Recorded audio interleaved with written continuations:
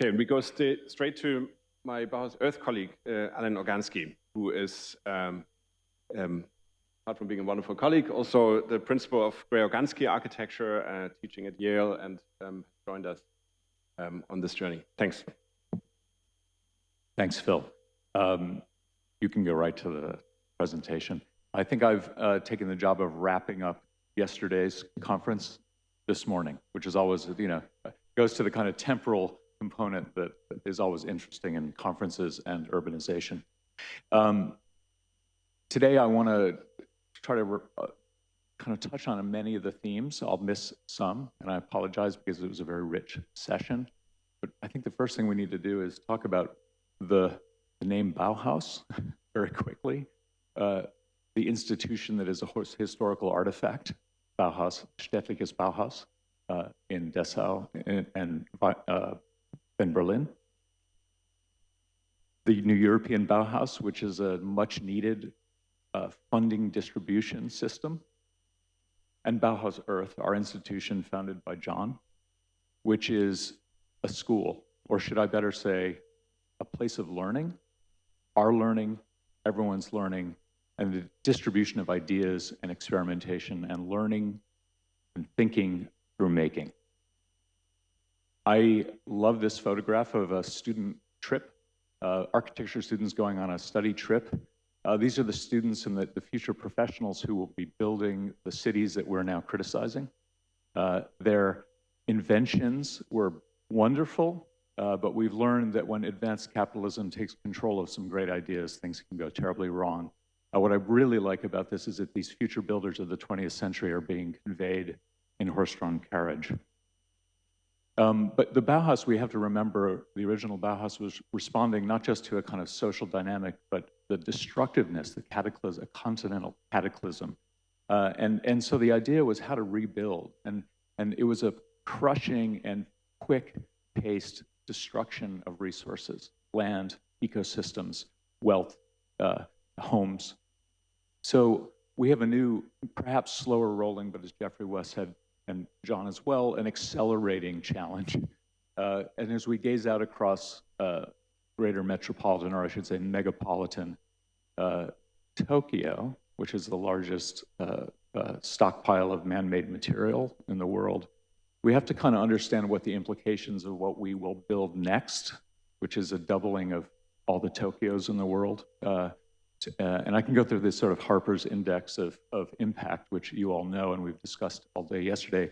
It's funny that the largest number is this $97 trillion worth of construction value, which is more than the entire construction value of our current built environment, which we'll spend in the next 30 years. So we have a real challenge as to how to do it, and moreover, how to distribute it to people who really need it and can benefit from it, that value. And so really what we've talked about is this idea that the city and nature somehow as a construct, both are challenging construct if we actually get into it, but essentially the idea that these two landscapes could live in parity and in synchronicity and synergy.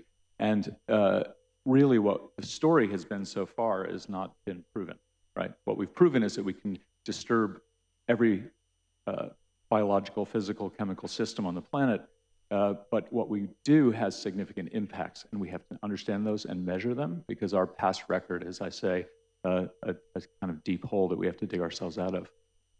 Ursula von der Leyen yesterday mentioned the invasion of Ukraine, which is, of course, just one more example of extractivism with huge impacts.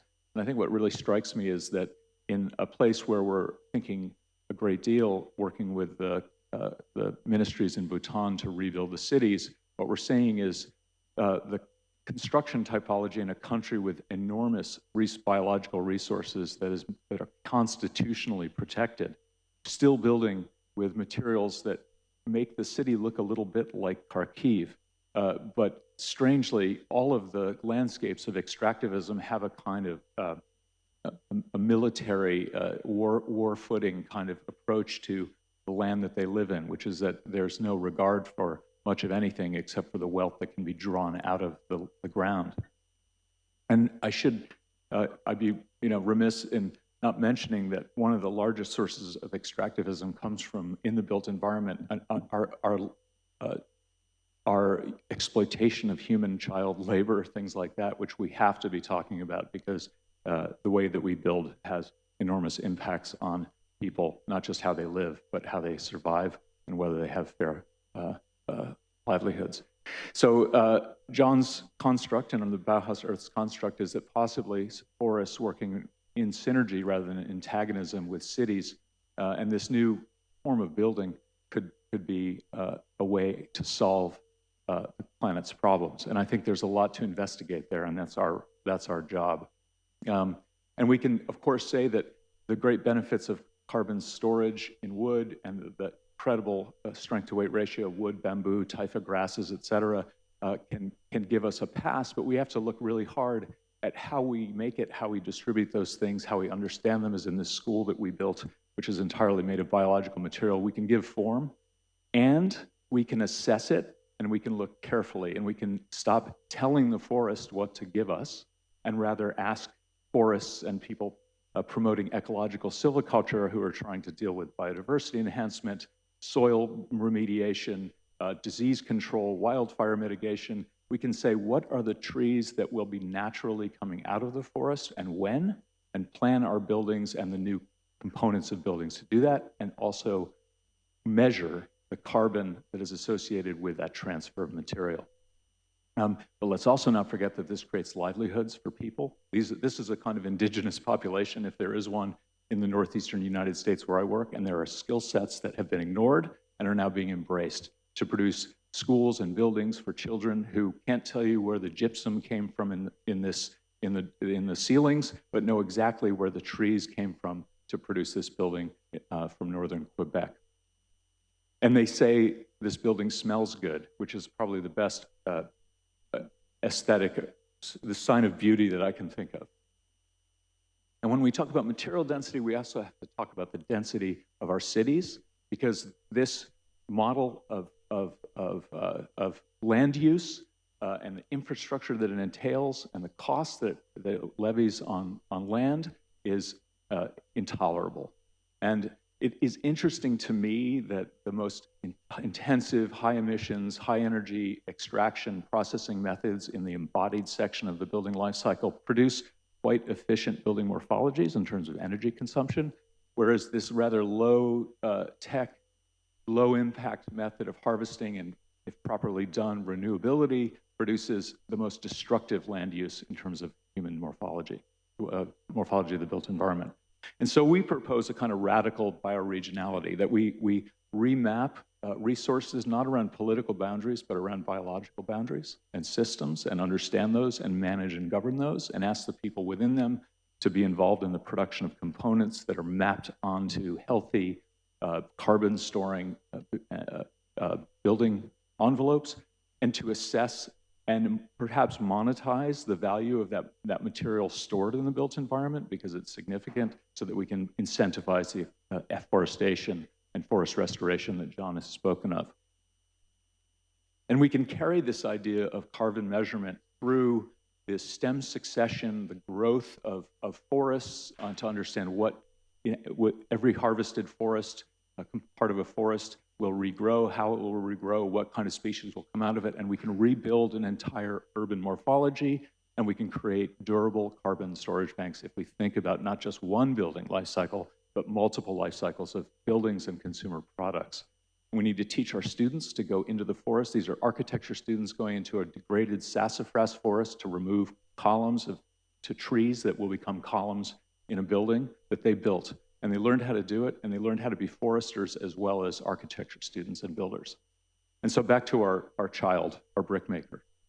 What if we can also teach our indigenous populations? And I would say that, I want to just say, to follow up Edgar's point yesterday, that we are in fact filled, our global north is filled with global souths. And we need to teach our students and hear them, and we need to listen to the populations that live in the cities in which we build, and we need to teach our students, the next generation of professionals who will be decision makers about all of the topics we've addressed, to how to take those lessons from the people who live in these places and build really good building stock, such as this three-family house for homeless families in New Haven that my students built in about 9 months. And we need to make healthy spaces for people, and we need to make spaces, as Monica says, that are what is needed, not what people desire in their worst dreams, because our models for aspiration are bad at this point.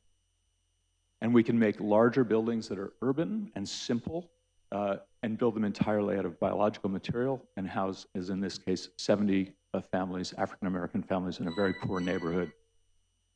And so what I want to say is this is not our grandparents' wood anymore. It's a new system.